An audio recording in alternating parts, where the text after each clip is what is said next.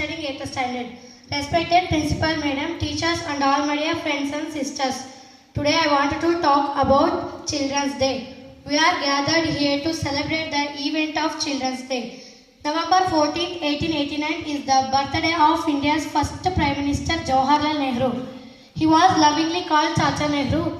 He loved children, red roses and white pigeons. Jawaharlal Nehru birth anniversary is celebrated as Children's Day. Children's Day is a special occasion to honor the joy and enthusiasm of children. He called children flowers of the garden.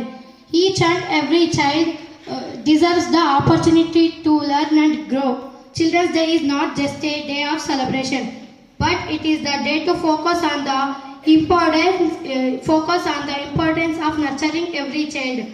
The world becomes the brighter place when the children smile and laugh. Children are the future of the world. Children's Day gives us the opportunity to promote and celebrate the children's rights. Let us make the world a better place for the future of the tomorrow. Let us join the hands to protect and cherish children. Thank you for giving this opportunity.